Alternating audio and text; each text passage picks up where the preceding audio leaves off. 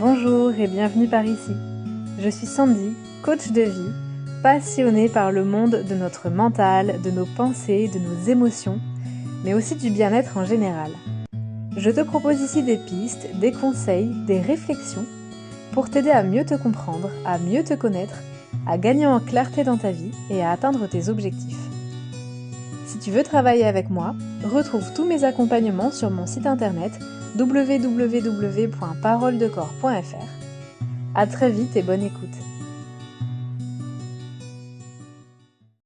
Salut à tous, j'espère que vous allez bien. Je vous retrouve aujourd'hui avec une nouvelle vidéo dans laquelle j'ai envie de vous parler de la procrastination.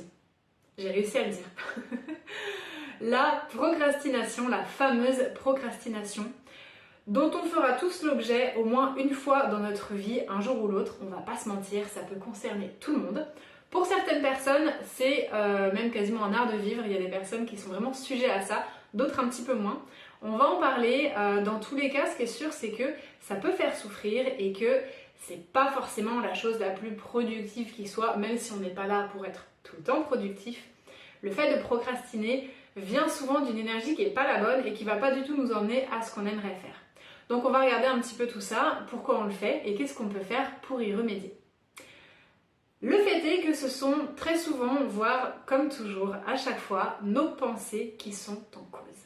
Nos fameuses pensées. Je vous en parle en long, en large, en travers, mais c'est la base.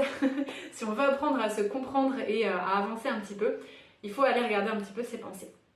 Donc la première chose à faire quand on se rend compte qu'on procrastine, c'est d'aller regarder un petit peu quel blabla mental on se fait, quel dialogue mental on a, le monde de nos pensées, les discussions, les discours qu'on a avec nous-mêmes autour d'une tâche à faire, etc. Vraiment regarder quel est tout ce blabla mental qu'on va se créer et par voie de fait du coup quelle émotion on va se créer en ayant ce discours mental-là, en ayant ces pensées-là. Et du coup, qui dit émotion dit action et dit résultat. Ça, je vous en parle tout le temps. Nos pensées créent nos émotions créent nos actions et nos actions créent nos résultats. Donc la première étape, c'est d'aller regarder un petit peu avec honnêteté, tranquillement, quel blabla, quel discours mental je me fais autour de la tâche que je repousse sans cesse. Parce que oui, le fait de procrastiner, je ne l'ai pas encore dit, mais c'est le fait de repousser sans cesse à plus tard une tâche ou des tâches ou toutes les tâches. Et de finalement ne jamais s'y mettre et de se trouver toutes les excuses du monde pour ne pas s'y mettre. Donc première étape, avec honnêteté, je vais regarder un petit peu tout le dialogue mental que je me construis autour de cette tâche. D'ailleurs, je vous renvoie vers ma vidéo, mon podcast plutôt, Être honnête avec soi-même, dans lequel je vous parle du fait de faire un petit peu preuve d'honnêteté avec soi-même quand on regarde un peu ce qui se passe en nous, quand on parle de nous, etc. Ça aide énormément à éclaircir les choses et par voie de fait, ça aide à avancer. Donc première étape, on va regarder un petit peu tout le blabla mental qu'on se fait autour de cette tâche à faire. Deuxième étape, on va regarder si éventuellement il y a une peur. Bien souvent derrière, il y a une peur. Quand je n'ai pas envie de faire quelque chose, quand je repousse sans cesse une tâche, une action ou quelque chose, c'est qu'il y a peut-être une peur derrière. Par exemple, si je prends l'exemple des impôts, je repousse sans cesse ma déclaration d'impôt à faire. Ça peut être parce que ça vient de l'argent, ça touche à l'argent. Le domaine de l'argent, chez l'être humain, dans la société qu'on a construite, c'est quelque chose d'assez viscéral, d'assez générateur d'angoisse. On peut peut-être avoir peur de devoir quelque chose, avoir peur qu'on touche à notre argent, avoir peur d'être encore plus en difficulté. On peut avoir peur que ce soit un moment pénible, qu'on ne comprenne pas ce qu'on nous demande de faire sur la déclaration, qu'on y passe du temps, qu'on n'y arrive pas, etc., etc. Il peut y avoir des peurs dessus. Si je prends un autre exemple, un rendez-vous chez le dentiste, pourquoi est-ce que je repousse sans cesse depuis 6 mois le rendez-vous chez le dentiste alors que j'ai mal à la dent dès que je mange un truc et c'est insupportable? Peut-être parce que j'ai peur d'aller chez le dentiste, peut-être parce que j'aime pas trop les sensations physiques, peut-être parce que j'en ai un mauvais souvenir, que j'ai pas envie de revivre ça, que j'ai peur d'avoir mal, que ça va pas être le meilleur moment de ma vie et que du coup je repousse parce qu'il y a une peur derrière. Donc allez regarder un petit peu quelle peur se cache derrière. Pourquoi on se trouve des excuses, pourquoi on repousse sans cesse, pourquoi est-ce qu'on regarde ailleurs, pourquoi est-ce qu'on met le truc sous le tapis? Bien souvent, ça vient d'une peur. Comme d'habitude, on est honnête avec soi-même, on ne se juge pas, mais c'est bien de pouvoir l'identifier. Ensuite, l'étape suivante que je vous invite à faire, c'est de noter tout ça. Vous allez prendre un carnet, peu importe, ou si vous me suivez depuis longtemps, vous savez que c'est bien d'avoir des petits cahiers dédiés un peu à ces réflexions. Donc vous prenez votre cahier et vous notez tout ce qui vous passe par la tête.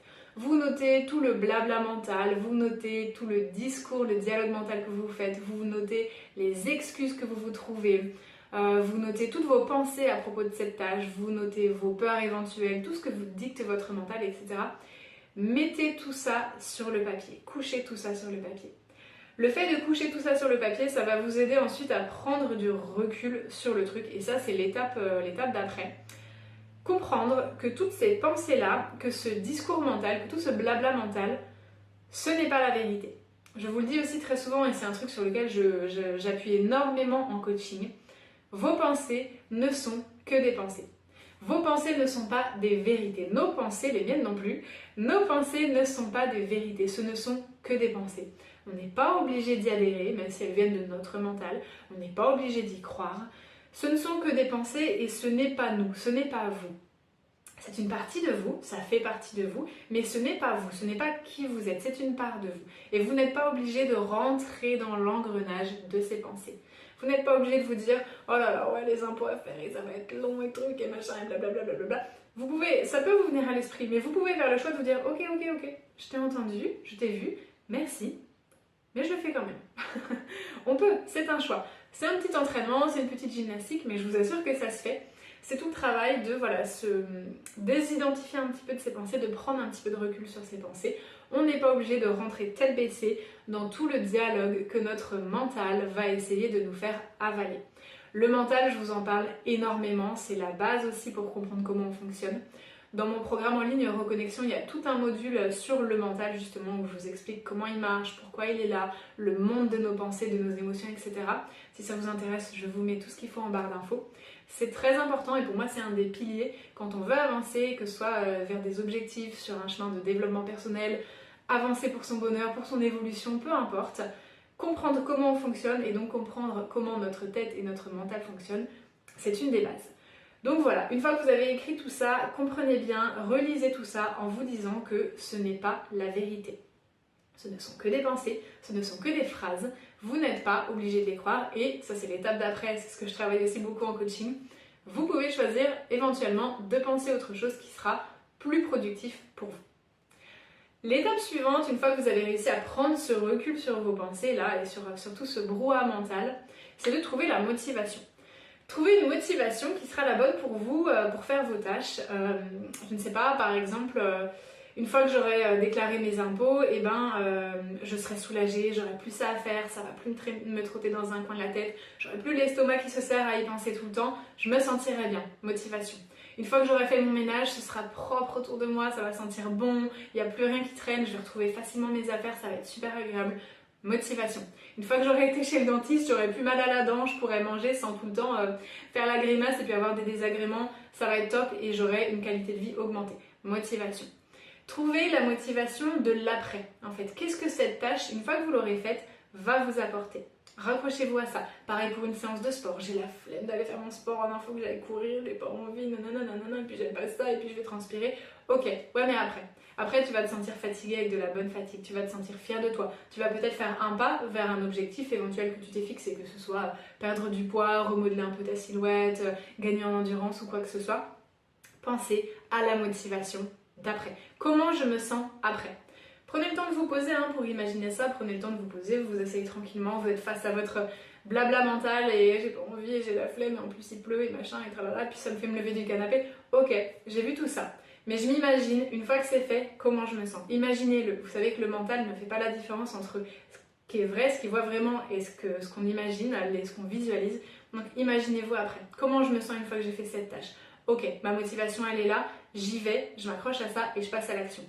Parce que non, je vous le dis franchement, les choses ne tombent pas du ciel.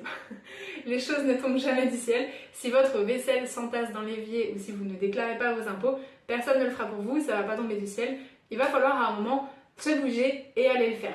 Pour ça, vous pouvez vous trouver une motivation et vous y accrocher. Et si votre mental essaye de vous dire oui, ok, aller courir, c'est bien, après je serai plus en forme et tout, j'ai mon objectif, mais on est bien quand même dans le canapé là, et puis il faut aller enfiler son jogging et tout, hop, on balaye et on s'accroche à sa motivation, à son après, comment je me sentirai après.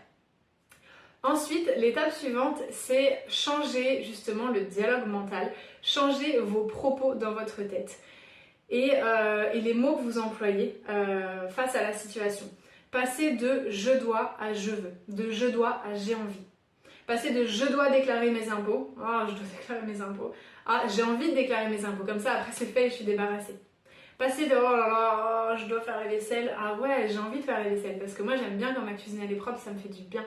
Voilà, c'est tout à fait une énergie différente et un discours différent. Donc on remplace les je dois par je veux, ou j'ai envie, ou j'ai hâte, ou je suis content ou contente de. Voilà, changer un petit peu le dialogue mental. Et la dernière chose, eh ben, ça va être d'analyser tout simplement, comme d'hab, on est là pour s'observer, donc allez analyser un petit peu, toujours avec curiosité, tranquillement. Faites un petit peu en avant-après. Vous pouvez, une fois que vous avez fait la tâche, une fois que vous avez réussi à passer à l'action et que c'est fait, que c'est bon, on en est débarrassé, vous pouvez reprendre vos notes du début, vous savez, vous aviez écrit tout votre blabla mental, vos excuses, mais j'ai pas envie, j'ai de la flemme, et parce que si, et parce que truc, et parce que machin, et ça va être horrible, et tout ça. Relisez ça et voyez comment vous vous sentez une fois que vous l'avez fait. Ok, si vous vous étiez fait tout un monde sur le fait de déclarer vos impôts, voyez comment vous êtes après les avoir déclarés vos impôts. Est-ce que vous êtes mort? Je ne pense pas. Est-ce que c'était un horrible, insupportable, une vraie torture? Je pense pas. C'était peut-être pas le meilleur moment de votre vie, tout le monde n'aime pas ça, les papiers, c'est pas pour tout le monde le truc le plus fun. Il y a des gens qui aiment ça. Il y a des gens aussi pour qui c'est neutre. On n'est pas obligé d'être binaire, j'aime ça, ou mon dieu c'est horrible. Ça peut aussi être neutre, ça peut aussi, bon ben je le fais, voilà, c'est fait, basta. C'était pas le meilleur moment de ma vie, mais j'en suis pas mort et tout va bien. Donc faites un petit avant-après. Comment je me sens finalement une fois que c'est fait? Et est-ce que tout ce dialogue mental là que je me faisais avant, toutes ces excuses, tout ce blabla que je me créais avant, est-ce que c'était vraiment justifié ou pas? Le fait de faire cette petite analyse et de prendre ce petit temps de recul, ça vous aidera aussi pour les fois d'après. Vous pourrez vous dire l'année d'après, quand les impôts reviennent, ah mais je me souviens l'année dernière, je me suis fait toute une montagne, en fait je l'ai fait, ça m'a pris 15 minutes et c'était fait, on n'en parle plus, allez, j'y vais. Voilà, ça pourra vous servir aussi pour les prochaines fois et vous aider si jamais vous sentez que vous retombez un peu dans la procrastination. Ça pourra vous aider à repasser à l'action et à remettre le pied dans l'étrier. Quand il s'agit d'une procrastination légère et ponctuelle, j'ai envie de dire, on peut tout à fait utiliser ces outils-là, c'est pas un souci, ça arrive à tout le monde. Voilà. Honnêtement, ça m'arrive à moi aussi, ça arrive absolument à tout le monde.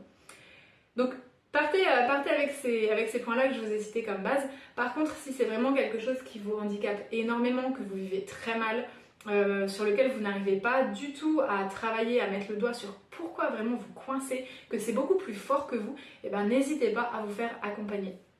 En coaching, on peut travailler ça, c'est vraiment très intéressant. Il y a énormément de manières d'aborder ça et de venir très simplement finalement à bout de ça. Simplement parce que le coach il arrive à voir et à mettre en lumière les choses que votre mental vous empêche de voir. Vous savez, je vous parle tout le temps de ces angles morts là. Donc se faire accompagner quand vraiment on n'y arrive pas seul, c'est toujours une très bonne idée. Si vous voulez qu'on travaille ensemble dans mon coaching évolution, et bien pareil, je vous mets toutes les informations en barre d'infos. Si jamais vous êtes sujet vous aussi à la procrastination, que ce soit de manière ponctuelle ou que ce soit un art de vivre pour vous, je serais curieuse de le savoir, donc n'hésitez pas à me le mettre en commentaire. Dites-moi aussi quelles sont vos petites astuces à vous pour arrêter de procrastiner, ça m'intéresse à moi et puis ça peut aussi servir aux autres personnes qui liront vos commentaires. Je vous laisse liker la vidéo, vous abonner à ma page si ce n'est pas déjà fait et activer la petite cloche pour avoir les notifications et ne rien rater. Prenez bien soin de vous, je vous retrouve très bientôt pour un nouveau sujet. Ciao!